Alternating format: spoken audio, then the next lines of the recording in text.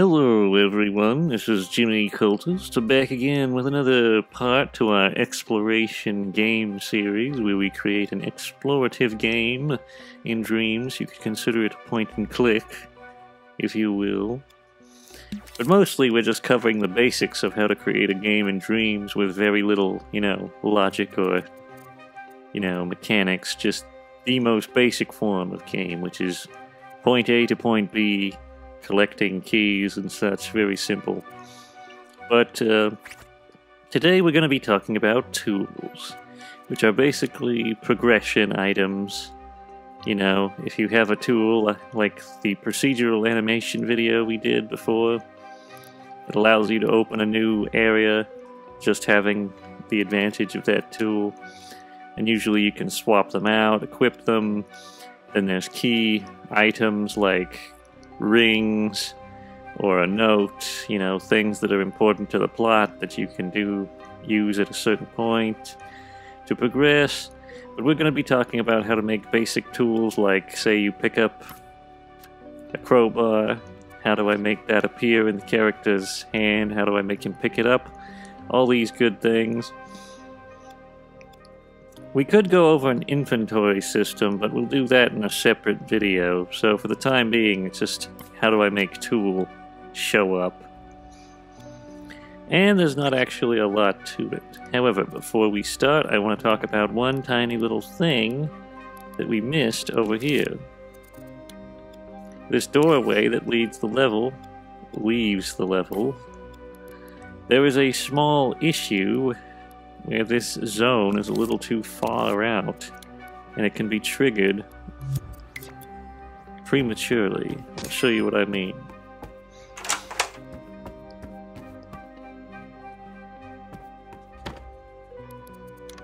That should not happen. So we're going to pull it back just a little bit. And now that that's done, a little tiny word of warning to avoid those kind of things whenever you're creating zones for level doorways. Make sure that they're not overreaching too much. And now we're going to get down to business. I'm going to go to our old little variables block here. I'm going to create a new variable. We can copy it from the old one. L1 and R2 to clone. And we're going to rename it to crowbar. That should do nicely. Now, the simplest aspect of any item is its visibility, and unfortunately, due to the nature of Dreams, there's no such thing as imported assets. So you kind of have to have everything on the puppet within a scene, which will run up the thermo if you have a lot of items and such, but you gotta be strategic about these things. But for the time being, we're just gonna turn off the power to this thing. And it won't be visible, and it won't be collidable, and nothing can be done with it, which is precisely what we want. In order to make it visible, we're just gonna scope in here and turn the power on with a keyframe. And we're going to label this on. Very simple, very direct. And you can just hook up the current value to on and it will be on. Everything seems to be good here. You can even set it to persist in scene, which means you can carry this crowbar into other levels. Provided it's still, a part of the puppet. Like, you'll have to stamp out this same puppet in another scene. And it would probably be good to save him as an asset, separate from this scene. But, yeah. And then you can go to update mode. If you make changes to your puppet in update mode, you can just, update the newest version in the level. I haven't saved him as a separate version, though, so that won't really work.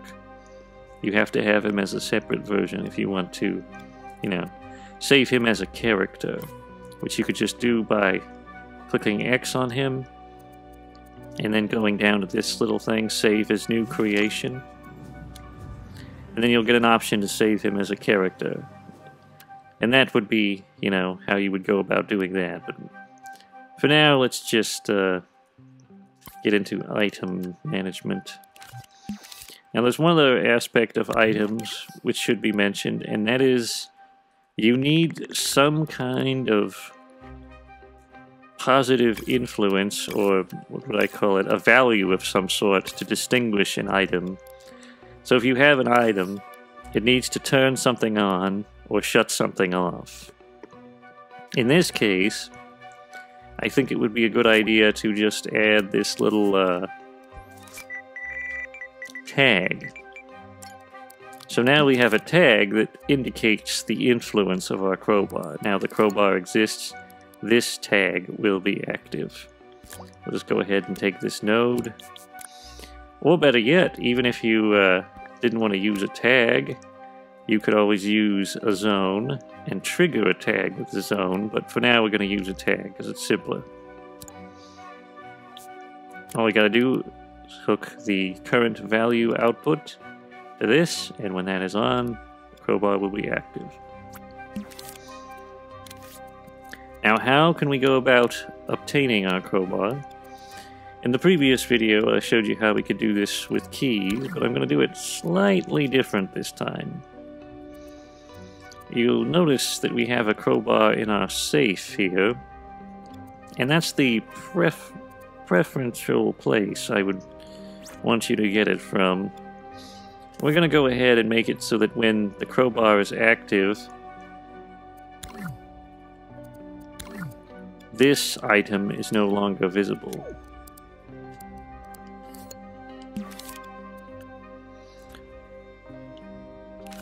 Of course, we might have trouble with that.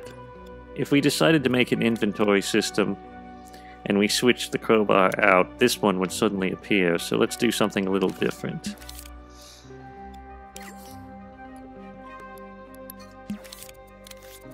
We're going to take a NOT gate, or conversely, if you don't want to take a NOT gate, you could eliminate the asset from the scene altogether. Just take a destroyer, snap to surface with L1.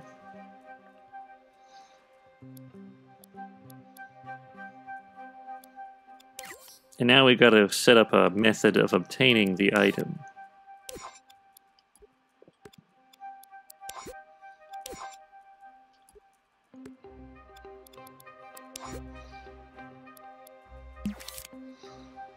So let's see, this is the open button, so this is definitely what we'll be wanting.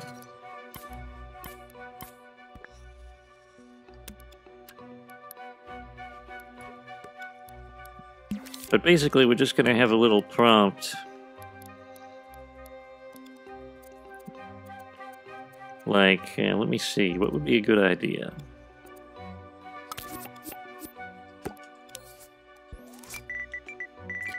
I could, well, we better put it in quotes. I could use this crowbar. Or maybe a better one would be this crowbar could come in handy.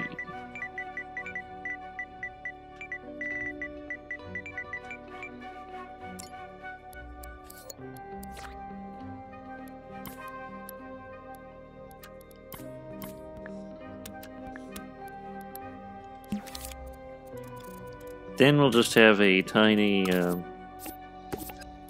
switch here.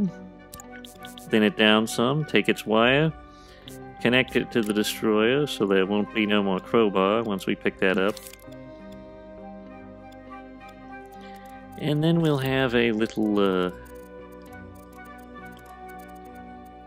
variable modifier.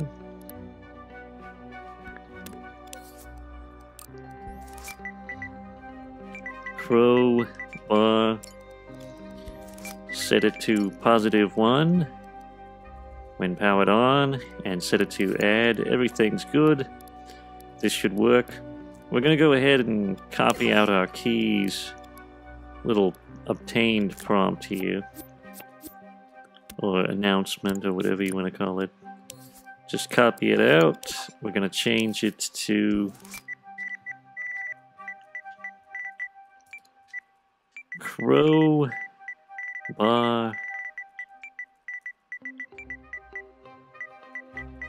obtained.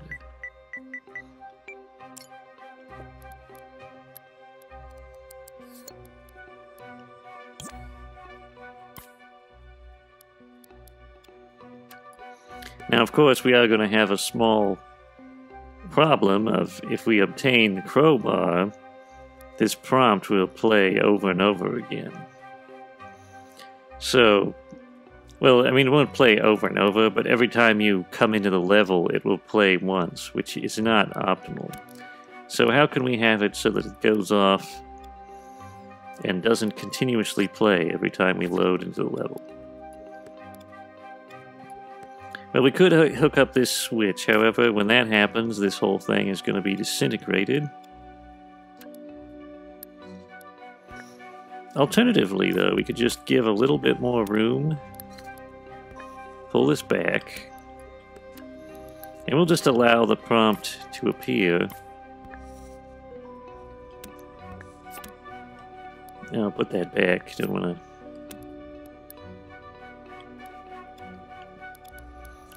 We'll just go ahead and delete this. Stick this on here.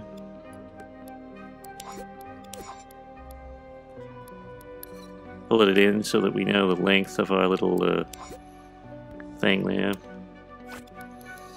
Now, the issue we run into now is if we obtain this, we don't want to be able to open this safe again, or at least we want it to be in an open state and not in a closed state.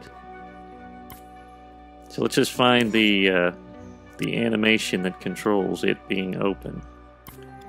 This one here. Copy that out. And you can just stick it right next to this variable here. When that variable is active, so will that be too. But then you run into another problem. We want this destroyer to destroy the logic so that we can't continuously try to open this, even if the safe itself is animated as being open.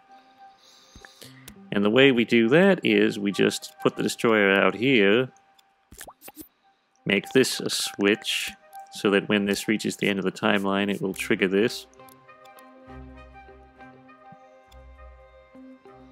But then we have a problem of, as soon as this goes off, that will be, that will be a problem. So we can't do it that way either.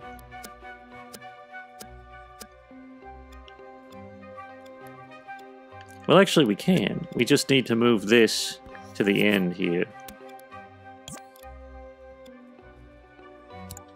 Move that to the end and that should all be good. The player won't really be able to see themselves, so they won't know that the variable isn't triggered yet in the first place. So just move that to the end. Now let's go ahead and see how this works.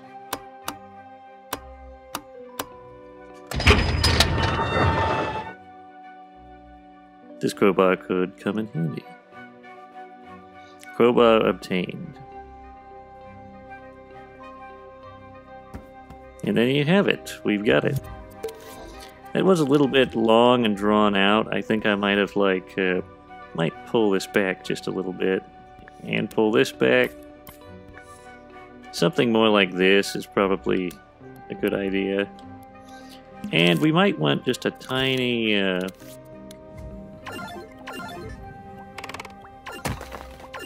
something to make it sound like you actually...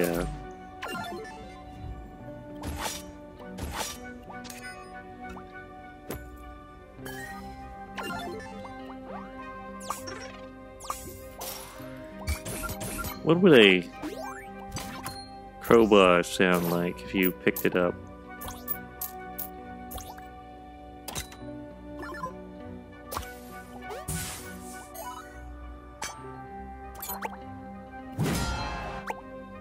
I think this will work. This sweetie pop.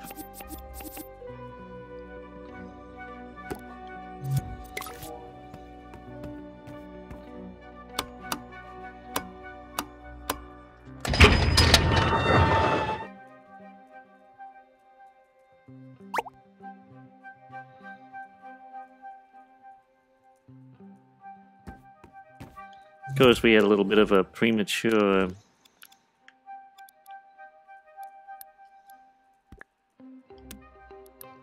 issue there. We don't want this to go out too early.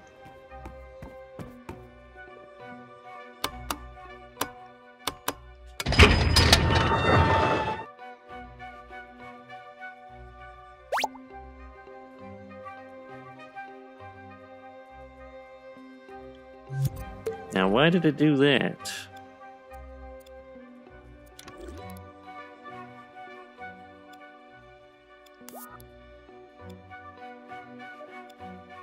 I'm just going to go ahead and turn this off. Maybe this will help. Using the keyframe. I think what it is the original camera that's hooked up to the safe is being triggered.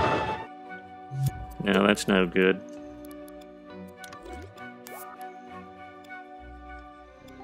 It is the original camera, though, I can just tell. Let's try putting it further. Maybe that would work.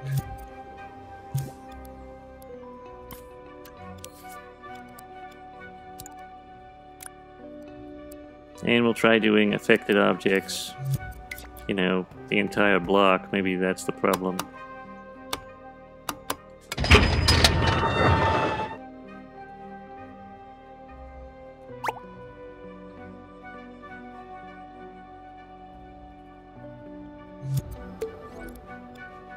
Well, that seemed a little better, but we're still getting this weird sort of jitter. I've got another idea. We'll take this, create a separate node, and basically what we'll just do is take out a keyframe,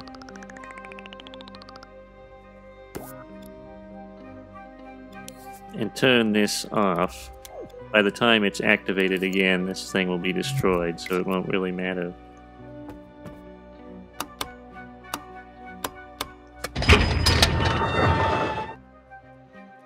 Not super important, but I want things to look nice. Still doing that weirdness. I don't know what that's about. Let's pull this ahead just a little bit. Maybe that's the issue. Maybe we don't need to have it do that weird thing.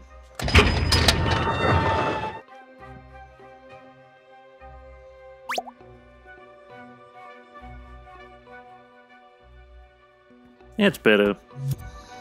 We got the crowbar now. And now that we've got it, we're going to have to think about how it affects the world around us. Now, before I worked on this animation for opening these, you know, boards and getting rid of that. What we're going to want to do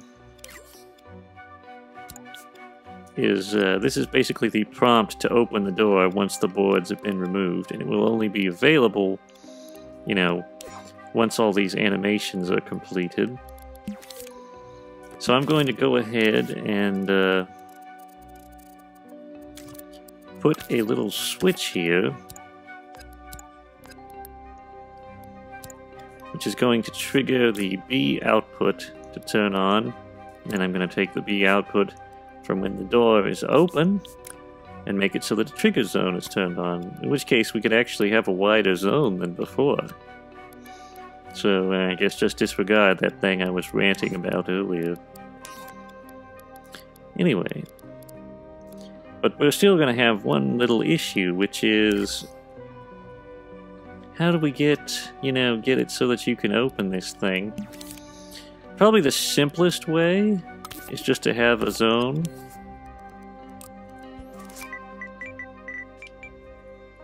that chases a tag. Well, you know, it recognizes a tag called crowbar. And as you can see over here, the crowbar tag will be on once we have this. And you can set it to universal. It'll just, you know, when you have the crowbar, and we hook it up to the NOT gate, which means none of this will work unless we have the crowbar. So let's go ahead and test this. Also, let's grab the key real quick before we get the crowbar.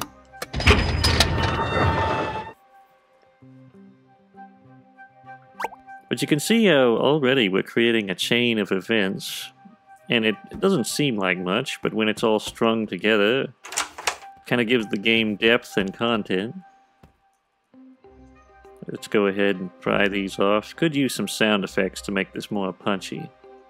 Animations could also use a little bit more refinement. But this is just a test. Apparently I didn't change that door. I'm fine with the exit being a fart. That's not suspicious at all. Anyway, there you can see how you can create progression using items. So all you gotta do is just turn on a little tag. There are other ways to make items valuable. One way is labels, but here's the thing. Labels you want to use in very specific context. I think tags in general are a better way to go about things, because you only have a certain number of labels. 1, 2, 3, 4, 5, 6, 7, 8. Technically 9 if you count unlabeled, but I don't use that very often. But here's the issue: if you use labels, if you start running out of, useful labels for other things. So it's better to use tags, because tags are virtually unlimited. I mean, there is a cap to how many you can have in a scene. I don't know what it is. It's probably pretty ludicrous. But you can have quite a few tags active in a scene, more so than labels, so I would advise that in most cases. In some cases, the variable itself, if you're patient, or if you just have a really refined system, it, in and of itself, can activate these pieces of logic. Or, alternatively, you could use a wireless transmitter and a wireless receiver. But I won't get into that now. It's pretty much all for this particular subject. I hope you found this useful, and now we're going to give a little shout out to our monthly supporters on Ko-fi. There they go. And that's all. If you enjoyed this video, don't forget to leave a like and subscribe to the channel. And don't forget to ring the notification bell so you never miss another video. If you wish to support our earnest insanity, you can check the links in the description to donate or buy merch. Until next time, goodbye.